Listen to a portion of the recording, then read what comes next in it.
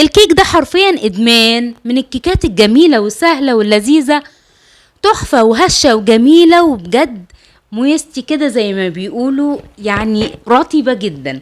وهي دي فعلا الكيكة اللي بترفع لنا هرمون السعادة، شوكولاتة في شوكولاتة كده ومن غير شوكولاتة. بس قبل ما نعرف احنا عملنا الجمال ده ازاي، ما تنسيش سبسكرايب للقناة وتفعيل الجرس علشان يوصلك كل جديد ومميز، واللايك الجميل وكومنتك اللي بفرح بيه، ونسمي الله ونبدأ الوصفة. السلام عليكم ورحمة الله وبركاته، معاكم دعاء زين. وان شاء الله النهاردة هنعمل كيكة مشوكولاتة كده جميلة وسهلة ببيضة واحدة بس. هنعمل الكيكة اللي شفتيها في اول فيديو، هتعمل لك حوالي 8 قطع من الجاتوه الفاخر، حاجة كده مميزة وجميلة وسهلة. والاهم من ده كله ان طعمها ما بيتنسيش. في الاول سميت الله وجبت البولة بتاعتي والمضرب بتاعي، وحطيت بيضة بدرجة حرارة الغرفة وعليهم نص معلقة صغيرة فانيليا سايلة، ولو بودر حطي ربع معلقة، واتكلي على الله واضربي البيضة والفانيليا. وانتي بتضربيهم كده هاتي نص كوباية سكر، يعني حوالي 115 جرام او 120 جرام كده، وانزلي بيهم على البيضة حبة حبة وانتي بتضربي كده عشان يدوب معاكي بسرعة وما ياخدش منك وقت. ولو حابة تعملي الكلام ده في الخلاط مفيش اي مشكلة، لكن انا طبعا كده كده انا هبهدل البولة، فليه اعمل في الخلاط؟ فنعمل في حاجة واحدة وخلاص. دوبنا السكر مع البيضة، ننزل عليهم بنص كوباية حليب بدرجة حرارة المطبخ طبعا، نص كوباية برضو من 125 من 115 ل 120 ملي او جرام لو هتوزنيها على الميزان. وعلى طول واحنا بنقلب كده نجيب تلت كوباية زيت اللي هي 65 جرام، زيت يكون ملهوش ريحة وكويس. انا بستعمل زيت ذرة، ممكن تستعملي زيت عباد، ده كله اللي يريحك. ونقلب تقليبة صغيرة كده ونركنهم على جنب، ونيجي للنواشف. مفيش اسهل من كده. النواشف معانا 3/4 كوباية دقيق، يعني 115 جرام تقريبا، زي اللبن وزي السكر. وننزل عليهم بربع كوباية كاكاو اللي هي 25 جرام، ده كله انا نخلاه مرة قبل كده وهنخله تاني معاكم دلوقتي عشان نضمن ان الكيكة تبقى هشة وجميلة ولذيذة كمان. وننزل عليهم بقى برشة الملح بتاعتنا، ومعلقة صغيرة بيكنج باودر، ونص معلقة صغيرة بيكنج صودا. ونقلب ده كله تقليب كده مع بعض لغاية ما يتجانسوا مع بعض. ونجيب المنخل بتاعنا ونبدأ ننخلهم مرة كمان. وانتي بتنزلي الخليط معاكي على السوائل هتبدأي تقلبي بالمضرب عادي وما يهمكيش، قلبي مفيش اي مشكلة. احنا الخطوات اللي بنعملها دي كلها هتضمن لك كيكة ناجحة جدا ومتميزة وهشة وطرية في نفس الوقت وخفيفة جدا كمان.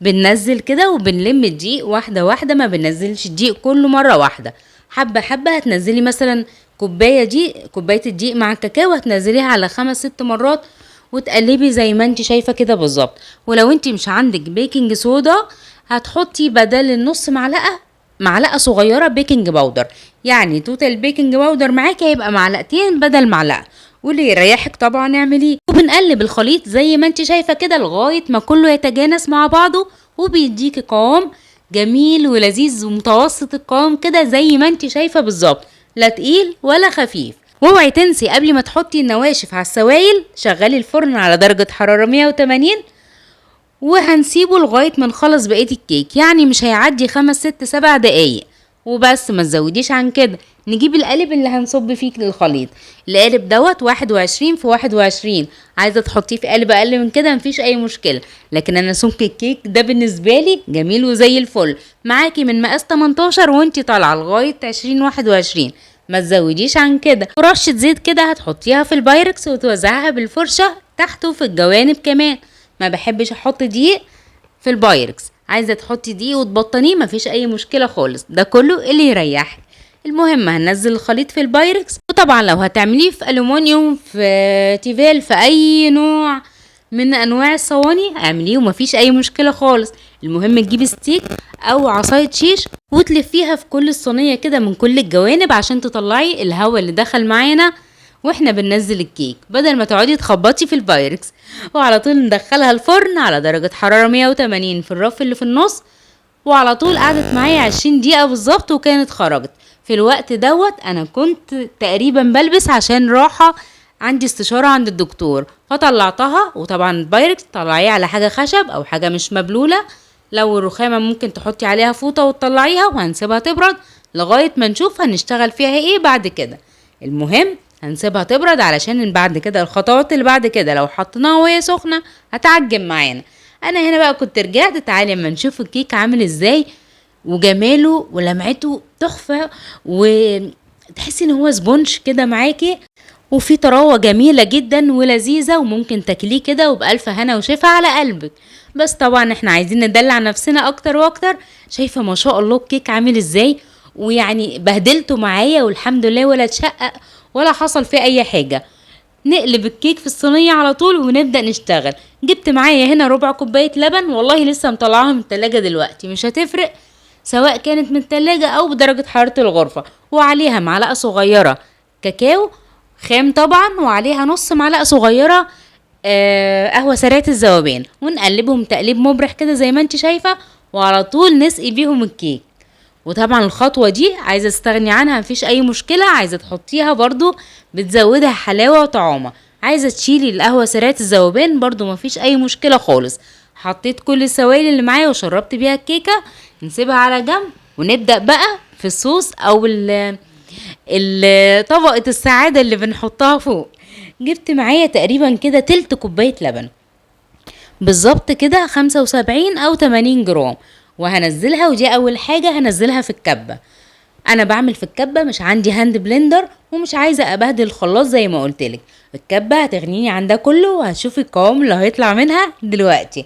وعلى طول نزلت عليهم ب3 معالق كبار كاكاو خام، يعني حوالي 18 جرام كده. وعلى طول ننزل عليهم بالسكر، دي ربع كوباية سكر بس، يعني 60 جرام. يعني احنا كده حطينا هنا ربع كوباية وحطينا هناك نص كوباية، يعني في الوصفة كلها 3/4 كوباية سكر، ورشة ملح اوعي تنسيها هتظبط لك الطعم جدا، وكام نقطة فانيليا كده، او تحطي على طرف المعلقة فانيليا باودر. طبعا ده كله هنضربه مع بعض كده في الكبة، وهقولك الخطوات اللي هنعملها فيها بالظبط عشان يطلع لك صوص ممتاز وطعمه تحفة تحفة تحفة. انا هنا ضربته لغاية ما دوبت السكر، والسكر ما شاء الله بيدوب بسرعة. على طول بقى نجيب الزيت، دي ربع كوباية زيت انا حطيتها في تلت كوباية اللي انا كنت عاملة فيها الكيك. ده ربع كوباية حوالي كده 50 جرام بس كده، ومش هناخد غيرهم خالص. اهم حاجة تحطيهم شوية بشوية. لو انت عندك هاند بلندر او بتعملي في الخلاط هتنزليه سرسوب، لكن انا عشان بحط في الكبة، والكبة طبعا ما فيش مكان احط منه الزيت، فبنزل شوية واضرب شوية. شايفة القوام ما شاء الله من اول ضربتين بدأ يتقل معايا. هنكمل بقية ربع كوباية كده، يعني ربع كوباية تحطيه على 5 مرات 4 مرات علشان يطلع لك صوص جميل جدا ومتميز، وبجد هيطلع طعمه تحفة معاكي. بنخلص خلاص الزيت معانا، واخر ضربة دي بقى بنطول فيها سنة، يعني تضربي كده دقيقة متواصلة لغاية ما يطلع معاكي الصوص بالشكل اللي هتشوفيه دلوقتي. حاجة كده كريمي وممتاز ومتماسك في نفس الوقت، وفي نفس الوقت هتعرفي تصبيه. يعني هو انت لما تعمليه هتعرفي الشرح اللي انا بقوله. حاجة دي عايزة تتضايق مش عايزة تتشرح خالص. خلاص كده بقى نرفع السكينة بتاعت الكبة ونبدأ ننزله على الكيك. بجد رهيب رهيب جدا، مكونات بسيطة جدا.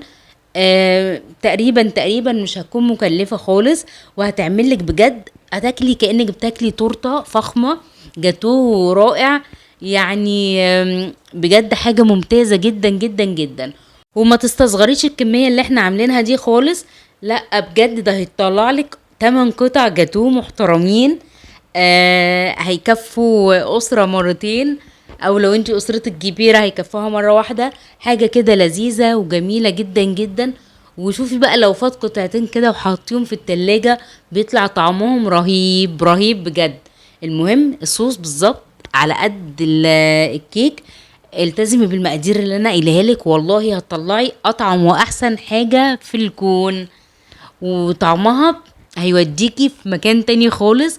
حاجة يعني مليانة شوكولاتة كده، وفي نفس الوقت ما حطيناش شوكولاتة خام ولا سيحنا شوكولاتة ولا اي حاجة خالص. كده انا بكتفي كده، مفيش اي مشكلة بالنسبة لي. بس علشان افتح الدنيا شوية كده، علشان بصراحة اللون البني مغمق لي الدنيا في التصوير خالص، جبت شوية شرايح لوز كده، انا بحبها بصراحة من غير اي حاجة فوقيها، وهي طعمها بجد تحفة من غير اي حاجة. بس علشان نفتح الصينية معانا، جبت شوية لوز شرايح. هتحطي فرماسيل ملون، هتحطي مثلا خطوط شوكولاته كده رفيعه من فوق، بيضه، اللي انت عايزاه طبعا، وكل اللي هتحطيه هيكون جميل جدا. وطبعا لو هتحبي تضعفي الكميه مفيش اي مشكله خالص، هتعمليها مثلا في الصينيه المتوسطه بتاعه الصواني المستطيله، او تعمليها مثلا في مقاس 26، هيبقى جميل جدا معاكي، او 28 كمان. وطبعا بقى وانت بتقطعي هتشوفي الطراوه والهشاشه بتاعتها، اللي بجد هتفكرك انك بتعملي جاتو او تورته، مش حاجه تانية خالص. يعني حاجه كده خفيفه ولذيذه وطعمه، مفيش اسهل منها، ما خدتش مننا وقت. الوقت هو بس اللي بتاخده بتاعه التبريد بتاعها، علشان البايركس معاكي وعشان ما تعجنش كمان. لكن لو انت مستعجله هتحطيها بس مثلا تحت المروحه كده 10 دقايق، وهتكون بردت وهتكون زي الفل. شوفي بقى معاكي مسامها جميله جدا، مش واسعه، مش مسام واسعه خالص، بس هشه وتحفه، وبجد طعمها رهيب. تحس انك بتدوبي شوكولاته كده في بقك، افخم انواع الشوكولاته. ولو انت من الجميلات اللي بيوصلوا معايا لاخر الفيديو، ما تنسيش اللايك والكومنت اللي هستناه. بحبكم جدا، وبحب تفاعلكم معايا وتعليقاتكم الجميل.